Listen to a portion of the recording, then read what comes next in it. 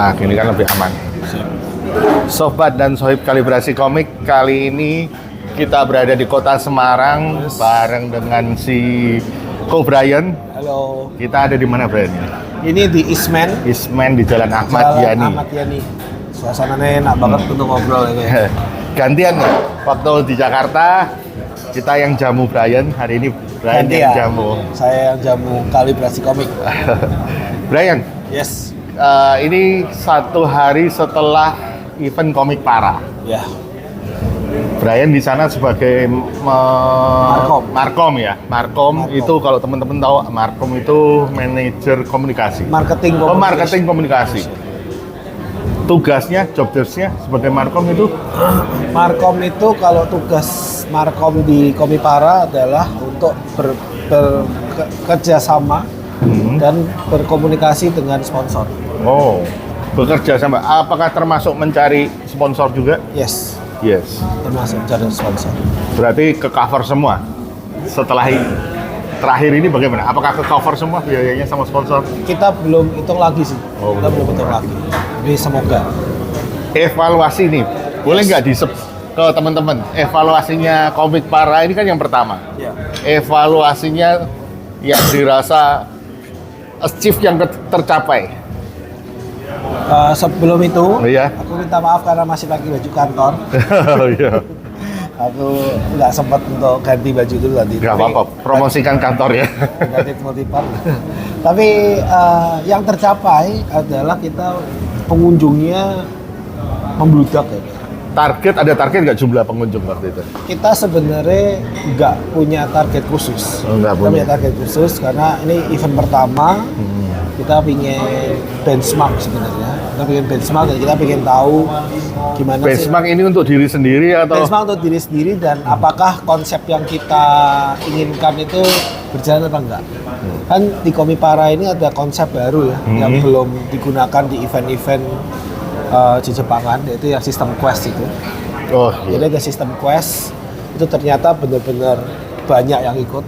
Oh gitu. Banyak Ya? sekali yang ikut dan ternyata menjadi warna baru tersendiri di event. Jadi orang-orang itu yang Aduh, sayang nggak kebawa ya. ya. Waktu kami kan juga sempat ngisi booth di sana. Ada satu kartu yang diberikan, gold ticket ya. Jadi ketika ada pembeli yang bilang kami hunter, itu nanti diberikan, kartu itu diberikan. Ketika mereka harus ngumpulin berapa? Itu kan sistemnya tuh mirip, sebenarnya paling gampang dibilang kayak time zone. Jadi mereka banyak-banyakan tiket, ini kan ditukar hadiah. Tapi kalau di sistem quest ini kan banyak-banyakan koin, nanti ditukar hadiah. Gitu. Dan itu ternyata di hari kedua mendekati akhir itu, wow, item shop sebutannya ya, untuk menukar hadiah namanya item shop. Itu ramenya minta ampun. Bahkan ada yang sampai berhasil mengumpulkan yang paling gede itu kalau nggak salah 52.000 kora. Kora tuh poinnya. Koinnya. Kora tuh mata uangnya itu.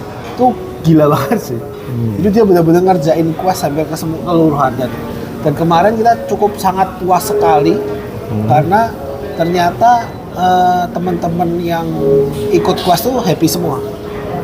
Oke. Jadi istilahnya mereka datang itu bukan cuma untuk mereka kayak memainkan role playing. Iya, role playing sebagai hunter. Sebagai hunter ya. Dan kita kan memang bener setting banget sampai agak-agak lebih tradisional. Jadi orang harus datang ke satu tempat, terus dia ambil quest, terus ngomong saya mau ngambil quest ini, dia dikasih tanda, terus dia sudah selesai pergi lagi ke tempat itu. Jadi seakan-akan tuh dia benar-benar role play, ada di isekai gitu loh, sebagai hunter di guild hall gitu. Itu tiketnya beda-beda itu? Apanya? Antar setiap booth? Yang kan, pokoknya setiap booth kan ada gold, black, silver. Oh gitu. Pokoknya kamu merch itu silver, buku itu gold, black itu kayak yang lebih besar lagi gitu. Oh gitu. Dan itu ternyata banyak banget yang ikut. Jadi jadi ada 3 macam.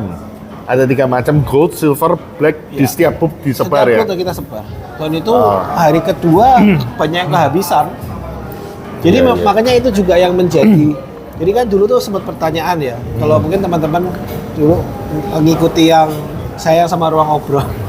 Itu pertanyaannya adalah. Gak apa-apa, sebutin aja. Kita sama-sama mensupport. Apakah daya beli di Jogja itu tinggi atau tidak? Iya. Nah ternyata dengan melihat yang silver gold sama blacknya ini cepat habis, kita tahu bahwa ternyata orang-orang ini pun banyak yang beli. Gitu ya. Jadi memang itu salah satu cara kita untuk nge-boost penjualan di tiap booth sebenarnya. Bisa juga ini masukan ya, mungkin kedepannya untuk booth-nya di briefing lebih jelas. Iya. Itu yang kami rasakan ketika kami tiba-tiba dikasih ini, nanti kalau ada yang bilang hunter kasih ini ya, gitu aja. Sebenarnya itu sudah ditaruh di technical meeting sih. Oh, udah takut. Cuma kan memang itu juga jadi evaluasi kami. Makanya kemarin mungkin kan yang jaga beda dengan yang betul. Memang itu mengikuti technical meeting-nya. Technical meeting-nya memang dan istilahnya sosialisasi ya. Iya, sosialisasi. Itu dia jadi banyak. Menarik juga kalau seandainya diferensiasi tiket apa itu istilahnya apa? Gold kupon itu dibedakan lagi dengan nilai harga. Ya, itu benar. Itu maksudnya pembelian 25.000 silver. Iya. Itu nanti akan bisa lebih ke data kan? Ya. Mana yang laku seharga ini, mana yang Masukkan. Iya kan? Ini masukan sih, Masukan ya. yang bagus. Terus boleh nggak aku juga memberikan masukan nih? Boleh toh. Nah, tadi juga sempat di off record kita ngomong kan, kalau ada contoh tuh yang paling bagus aku sebut aja deh, tokonya itu IKEA. Dia punya line di lantainya. Ya. Itu membuat pengunjung itu sebelum sampai ke barang istilahnya yang top most value, top sales itu diberikan kiri kanan tuh di showcase barang-barang yang belum punya nama. Nah, kira-kira nangkep nggak maksudku? Nangkap, jadi maksudnya booth-booth yang banyak banget dikunjungi kalau agak pojok gitu. Orang-orang lewati booth-booth yang lain dulu. Booth-booth yang udah istilahnya top seller, apa yang udah terkenal, mereka brandnya udah lebih terkenal, ditaruh sengaja disembunyikan biar, tapi lainnya tetap mengarah ke sana, jadi ada petunjuknya gitu loh. Jadi biar mereka ngeliatin booth-booth yang lain dulu. Iya. Bisa jadi masukan. Iya. Tadi yang sudah tercapai adalah target pengunjung NASA udah tercapai. Terus tercapai. Target quest tadi tercapai. Target penjualan tiket. Penjualan tiket ini lagi kita hitung. Tapi kayaknya di atas 3.000 lebih ya. Di atas 3.000 lebih. 3.000 ya. Di atas 3.000. Tapi lagi kita hitung. Terus secara acara sendiri. Kepuasan overall-nya juga kita bukan di luar ekspektasi ya. Kita sangat menginginkan tanggapan yang seperti itu dan ternyata diterima dan maksudnya memang tanggapan dari para pendatang termasuk booth, venue, sponsor itu mostly positif. Ya ada evaluasi kecil sana sini tapi mostly dia bilang please kalau ada Komipara 2 dan memang ada tahun depan, itu tolong kita diajak lagi. Tolong kita bahkan sponsor itu ada yang Mas Brian ajuin lagi. Oh, mantap. Tahun depan ajuin lagi aja. Kita lihat kayak gini. Berarti akan dibuat tahunan ya? Yes. Komipara. Dan biasanya event ini kan identik dengan kota. Event apa di kota apa? Ya itu kota itu terus. Komipara bagaimana? Komipara sementara ini kita masih fokus di Jogja. Oh, berarti sementara ini berarti pengen identik dengan kota Jogja. Betul, karena kita menganggap Jogja itu di tengah. Jadi karena sudah membuktikan ya Brian ya, bahwa rumornya Jogja itu ramai pengunjung sepi pembeli. Rumornya selama ini. Ternyata enggak juga kan, dengan adanya sistem hunter tadi itu sudah membuktikan ternyata bahwa ada pembeli gitu loh, ada pembeli. Dan bahkan yang lebih gila lagi sebenarnya komentar dari sponsor-sponsor. Mas Brian, saya nggak nyangka seramai ini di lokal di daerah bisa seramai ini. Menurut saya habis Mas, brosur saya aja habis. Brosur loh. Ini brosur habis. Brosur habis ya. Ada brosur. Oh, ada cerita yang menarik nih Brian. Apa? Jadi booth kami itu sebenarnya adalah booth kalibrasi komik, itu kan sebenarnya pengen bukan pada penjualan. Ya. Fokusnya kan memperkenalkan kalibrasi ke pendatang di kota Jogja. Nah, jadi ada satu buku yang kami jual seharga 20.000, itu udah murah. Tapi kalau mereka subscribe Kalibrasi Komik, mereka dapat potongan 50%. Jadi buku itu sekitar 120 halaman, cuma seharga 10.000. Asal mereka subscribe. Kamu tahu yang terjadi ketika kami menjual pertama kali? Mereka nggak mau diskon. Mereka tidak mau subscribe Kalibrasi Komik. Nggak usah ada 20.000 aja saya bayar. Jadi mungkin lain kali harus. Ini mereka lebih bosi berarti. Jadi mereka mungkin lebih itu. Kalau nggak subscribe 100.000, kalau subscribe 10.000, nah, mereka mikir. Mereka baru mikir ya. Ya kan? Tapi itu membuktikan bahwa konsumen Jogja itu punya duit, nggak mau mereka didiskon. Punya. Jadi menurut kita, dan kita melihat Jogja itu sentral tuh. Orang dari Jakarta ke Jogja nggak susah. Orang dari, kalau contoh ada acara sentral di barat, ada acara sentral di timur. Orang yang dari timur ke barat jauh, orang dari barat ke timur jauh. Iya. Nah, kita ingin buat positioning di tengah. Iya. Jadi orang yang dari barat ke tengah, barat yang mana, yang timur namanya barat ya, barat ke tengah itu gampang, timur ke tengah gampang. Dan jadi positioningnya itu kunci menurut kami itu. Yang menarik tentang Jogja itu makannya bisa murah. Oh iya. Nah, jadi pengunjung yang datang dari luar kota, asal mereka tahu ya, nggak kena tembak ya, mereka bisa makan dengan harga yang nggak terlalu mahal, penginapan juga bisa murah. Intinya jangan makan di tempat-tempat yang terlalu sudah viral gitu. Iya, ditembak bukan juga kan. Jogja lah, tapi nek contoh nih anakku tuh suka gelato kok. Gelato di Semarang sama di Jogja. Harga Jogja itu sepertiga nih. Harganya ya. Harganya sepertiga. Jadi istriku ya kaget. Oh, kamu kemarin bersama anak istri? Oh, enggak. Sebelumnya kan pas kita ada meeting akbar, kan aku ajak anak istri ke Jogja. Sekalian liburan. Nah, rumor nih ya Brian ya, bukan rumor yang saya tahu, yang saya sering dengar. Setiap event tuh punya nafasnya masing-masing. Iya. Anggap aja ada event yang disebutnya Ganci Fest. Ganci Fest. Ada yang disebut, wah ini komik banget gitu loh. Ini yang ada merch banget, ada yang toys banget. Padahal semua juga pengennya ada yang ngerangkul komik event itu. Yang dibawa oleh Komik Para pengennya nafasnya seperti apa?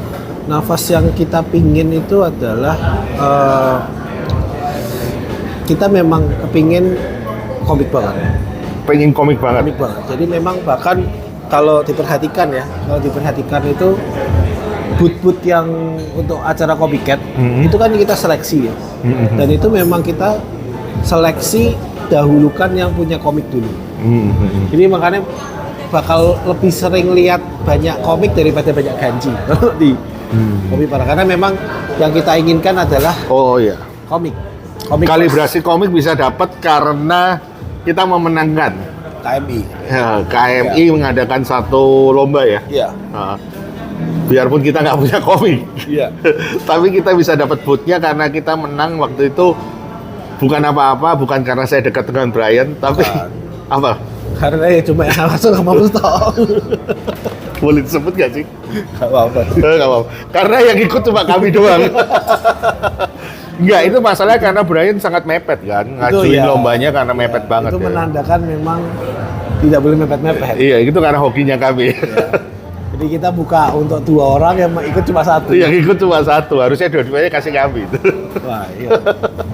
Ya, terus walaupun setelah diumumin, barusan orang ngechat. Mas, aku dan sampai akhirnya KMI sendiri nggak punya booth kan di sini. Ya, tapi ya it's okay lah, no problem. Tapi bagus lah. Jadi dari Komik Para ini ada achievement yang sudah dicapai. Tadi kita udah bahas. Ada achievement yang belum tercapai belum? Ada target yang belum tercapai maksudnya? Tentu aja di setiap event ya, itu pasti memang banyak hal-hal yang masih ada miss ya. Tapi at least yang aku boleh bilang di acara Komik Para 1 ini miss atau hal-hal yang perlu dievaluasi itu tidak berdampak ke acaranya. Jadi lebih ke arah mungkin koordinasinya kita mau lebih baik lagi. Iya. Tapi secara acara kita cukup puas karena ternyata pas hari H itu kesulitan timnya itu bisa saling mengisi. Gitu. Dan kemarin juga acara yang sebenarnya termasuk bukan main attraction ya, bahkan yang cost walk-nya itu cost walk itu diikuti 40 orang. 40 cosplayer dengan kualitas yang luar biasa banget. Dan bahkan sampai jurinya sendiri, Unipun itu bilang ini kok bagus-bagus ya. Bagus-bagus sekali. 40 cosplayer 40 cosplayer kok bagus-bagus sekali. Jadi kita sangat mengapresiasi banget teman-teman cosplayer yang mampir di Komipara. Itu memang keren-keren banget sih. Saya yang dari Semarang datang ke sana ngelihat ini sudah mirip kayak Comic-Con mana gitu. Comic-Con mana yang udah bener-bener gede ya. Bener-bener maksudnya mereka bener-bener niat gitu loh. Iya. Bukan ini ya bener-bener niat lah. Iya. Bener-bener sangat keren-keren, bener-bener wah. Bahkan ada yang pemenang-pemenang ikut gitu kan. Wah, ini sih udah ya di luar ekspektasi lah. Udah selamat sih Brian. Thank you. Congrats untuk selesainya acara Komikpara Komikpara pertama tanpa banyak halangan dan juga banyak acara boleh dibilang berhasil tanpa kendala yang berarti. Bahkan sampai acara penyerahan award juga udah selesai beres semua. Komik-komik akhirnya terpilih berapa itu? Berapa banyak komik? Kita yang Manga Fair 7 ya? Iya, Manga Fair 7 kan yang entry ada 204. Entry-nya ada 204 komik. 4 komik itu terpilih 5 besar. 5 besar. Dan juara favoritnya 2. Jadi 5 untuk webtoon, 5 untuk komik klasik. Terus 1 favorit webtoon, 1 favorit dan kualitasnya oke banget. Luar biasa.